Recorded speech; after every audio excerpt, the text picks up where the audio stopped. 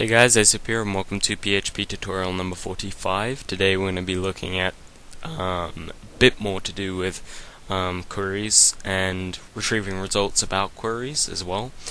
So let's jump right into it. Same amount of files again with just the MySQL underscore connect having this separate stuff in it. Now what we're going to look at today is check and see if queries ran okay. Checking the number of rows that a result has in it after you run the query, and checking the number of affected rows that occur in a database connection. This is and that function is one that requires the database connection variable. It doesn't actually require it, but if you supply one, you can select specifically which database connection you want to find the number of affected rows for. If you don't, it will just find the number of affected rows for the previous database connection, for the previous query. But we'll get onto that once we get onto that. I don't want to start talking in depth about it right now. Doing all the same stuff, selecting the users. Now, to check if a query ran okay, really simple. You just check the result variable.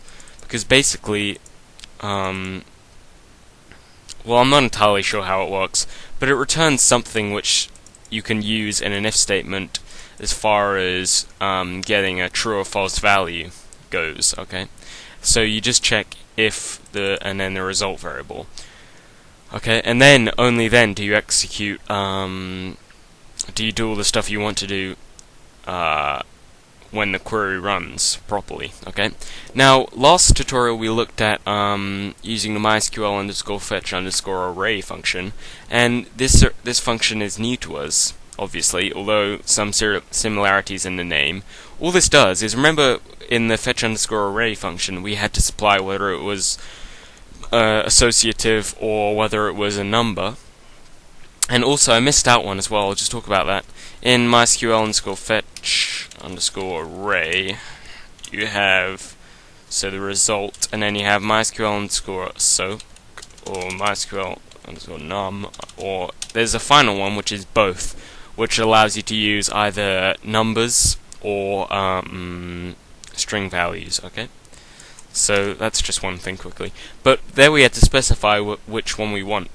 Using the MySQL underscore fetch underscore associative function allows you to automatically fetch the array and give it associative keys. Okay, which means you don't have to define whether it's associative, whether it's numbered, or whether it's both. Okay, so just a tiny shortcut there, really. Not much to be worried about, but yeah, just thought I'd mention it.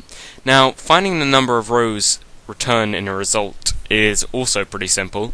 It's just a case of knowing the function, and that is MySQL underscore num underscore rows, and all you have to supply it with is the result variable. Okay, and so from this we can output the number of rows in a database just using this variable, which was assigned to that function, remember. Now, I'm not sure if I've covered this, but I'll cover it now. To get an error, say this query didn't run okay, you say if else, then we're going to echo out, sorry, there's an error with a query, and then all you need to do to echo out the official MySQL error stuff, I guess you could call it, I don't really know what to call it, I'll just put it in bold as well actually, so we know the difference between what I've output and what MySQL is actually doing. All you need to do there is call MySQL underscore error, and here is a case where you need the database connection. You can either supply it with a database connection variable, or if you leave it blank, it will just output whatever the error for the last query was. Okay, the last run query.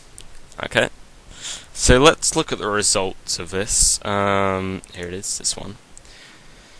If I just go back and I'll go into this folder again, you can see we get those three things. It outputs the number of rows in the database, which is 3, of course, because we retrieved, because there are 3 rows here.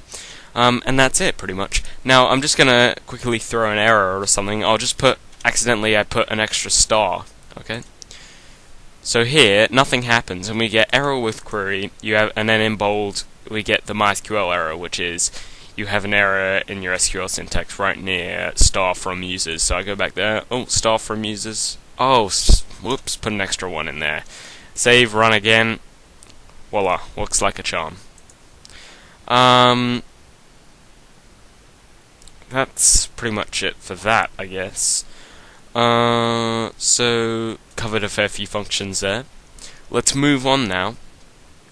In this case, I'm reassigning Q and R because these are reusable. You know, recycle them, I guess.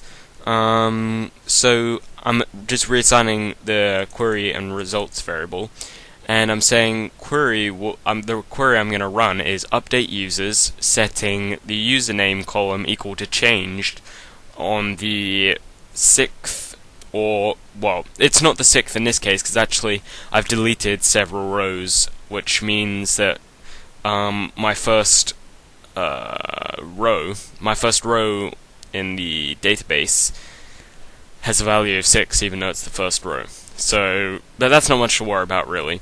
But so I'm just changing the username column on the first thing, which has an ID of 6, and I'm making sure it only does that to 1. Okay, because in a case where a user wanted to change his email or something, I want to limit it to 1, because I don't want to accidentally, because of my stupid query construction, change 5 users' emails, and then I'm sending 5 emails to 5 newsletters, let's say, to 1 email or something, and 4 of my users aren't getting them, and 1 user's getting 5 emails. So, you know, you see the problem I'm having here. That's why you should always make sure you limit stuff in update queries and delete queries especially, okay? If you accidentally delete 5 of your users, you know, pretty catastrophic. You would agree with me, I'm sure. So anyway, that's all that's doing. I'm running the query with the MySQL_query function, and then to check the amount of affected rows, all I have to do is assign a variable to MySQL_affected_rows. And this is another one which I talked about right at the start. It takes a database connection. You can either leave it blank, it will get the number of affected rows from the last run query, or you can give it a database connection variable and it will check the affected rows for the last query of that database connection. Okay, and then all I'm doing is checking if it's equal to 1.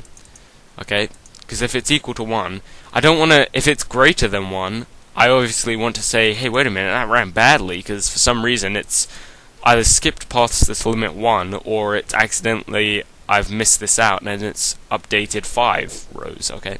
So that's why I'm checking if it's equal to, not if it's greater than or equal to, because it should always only ever update 1 or delete 1 at a time, you know? So, yeah, that's pretty much what that's doing. Now, right at the moment, it's saying it ran badly. That's because, I don't know why that is. Let me just check. That should be running pretty well, actually. Oh, it is changed. Okay. If I change it back to hello 1400, I've been running this the whole time, so it's obviously been screwing up by accident. Go back to here, go out, go into tutorials, and it says it ran okay. Okay, and then obviously it was just hello 1400.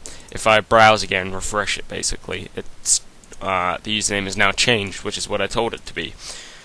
Now, just to demonstrate the this num thing works, let's accidentally say username E with an extra E on the end. If I try and run this, it says, whoops, ran badly. And we could also, if we chose to, we could output the MySQL_error